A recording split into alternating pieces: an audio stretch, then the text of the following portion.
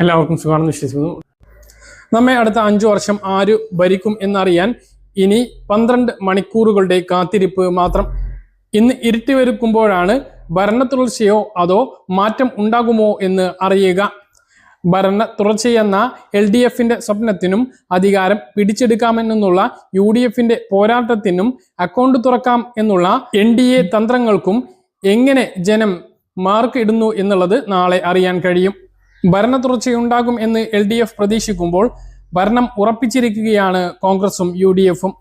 നാളെ 4-ാം തീയതി റിസൾട്ട് അറിഞ്ഞ ശേഷം കോൺഗ്രസ് സ്ക്രീനിംഗ് കമ്മിറ്റി യോഗം 5-ാം തീയതി ചേരും. 6-ാം തീയതി ഘടകകക്ഷികളുടെ യോഗം ചേരും. 7-ാം തീയതി നേതാക്കൾ ഡൽഹിയിലേക്ക് പോവുകയും 8 മുതൽ 10 വരെയുള്ള തീയതികളിലായി കോൺഗ്രസ് മുഖ്യമന്ത്രിയെ പ്രഖ്യാപിക്കും എന്നുള്ളതാണ് ഇപ്പോൾ നമുക്ക് ലഭിക്കുന്ന വിവരങ്ങൾ. തുടർഭരണമാണ് എങ്കിൽ പിണറായി വിജയൻ തന്നെയാകും മുഖ്യമന്ത്രി. ഓരോ മണ്ഡലത്തിലും 14 റൗണ്ടുകളായിട്ടാണ് വോട്ട് എണ്ണിത്തീരുന്നത്.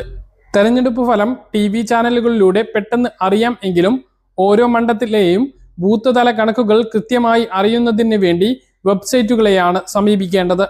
result.eci.gov.in എന്ന തെരഞ്ഞെടുപ്പ് കമ്മീഷന്റെ വെബ്സൈറ്റിലൂടെയും വോട്ടർ ഹെൽപ്പ് ലൈൻ ആപ്പ് മുഖേനയും കൃത്യമായി ബൂത്ത് തല കണക്കുകൾ വരെ അറിയാനാകും.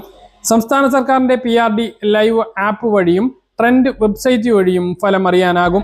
ഓൺലൈൻ മാധ്യമങ്ങളിലെ വെബ്സൈറ്റുകളിലൂടെയും ആപ്പുകളിലൂടെയും ലൈവായി ബ്ലോഗുകൾ കൃത്യമായി ലഭിക്കുന്നതാണ്. ഈ ഒരു രീതിയിലൊക്കെയാണ് ഫലം കൃത്യമായിട്ട് അറിയാൻ സാധിക്കുന്നത്.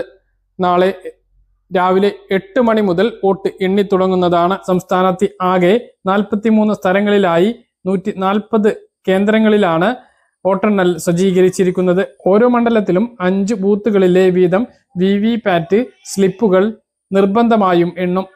EVMലെ വോട്ടുകളും ബൂത്തിലെ പോൾ ചെയ്ത വോട്ടുകളും തമ്മിൽ വ്യത്യാസം ഉണ്ട് എന്ന് കണ്ടെത്തിയാൽ പ്രസ്തുത ബൂത്തിലെ VVPAT സ്ലിപ്പുകൾ എണ്ണി തിട്ടപ്പെടുത്തും.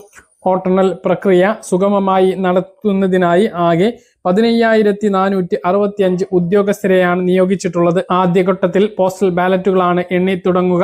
വോട്ടിംഗ് യന്ത്രങ്ങളിലെ വോട്ട് എണ്ണുന്നതിനായി ഓരോ കേന്ദ്രങ്ങളിലും പരമാവധി 14 കൗണ്ടർ ടേബിളുകൾ വീതമാണ് സജ്ജീകരിച്ചിട്ടുള്ളത്. ഒരു റൗണ്ടിൽ പരമാവധി 14 ബൂത്തുകളിലെ വോട്ടുകളാണ് എണ്ണുക. വോട്ടെണ്ണൽ ഹാളിൽ കർശനമായിട്ടുള്ള നിയന്ത്രണങ്ങളാണ് ഏർപ്പെടുത്തിയിട്ടുള്ളത്. ഏത് മുന്നണി ഇനി നമ്മളെ ഭരിക്കും, ആരായിരിക്കും ഇനി മുഖ്യമന്ത്രിയാകും എന്നുള്ളതൊക്കെയാണ് നിങ്ങൾ പ്രതീക്ഷിക്കുന്നത് എന്ന് താഴെയൊന്ന് കമൻ്റായിട്ട് അറിയിക്കാൻ മറക്കരുത്. ആര് വന്നാലും ക്ഷേമ പദ്ധതികൾ മുടങ്ങാതെ കിട്ടണം എന്നുള്ളതാണ് നമ്മുടെ ഏറ്റവും വലിയ ആഗ്രഹം. ക്ഷേമ പെൻഷൻ, സ്ത്രീ സുരക്ഷാ പെൻഷൻ, മറ്റ് ക്ഷേമ പദ്ധതികൾ, ആരോഗ്യ ഇൻഷുറൻസ് പോലുള്ളവ കൃത്യമായി ലഭിക്കും എന്ന പ്രതീക്ഷയോടുകൂടി ഫലത്തിനായി നമുക്ക് കാത്തിരിക്കാം.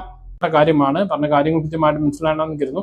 ഇതുപോലെ ഇൻഫർമേഷൻ ലഭിക്കാൻ ചാനൽ സബ്സ്ക്രൈബ് ചെയ്യുക, ബെൽ ഐക്കൺ എനേബിൾ ചെയ്ത് വെക്കുക. മറ്റൊരു വീഡിയോയുമായി നമുക്ക് കാണാം. ദൂരേക്ക് ബൈ.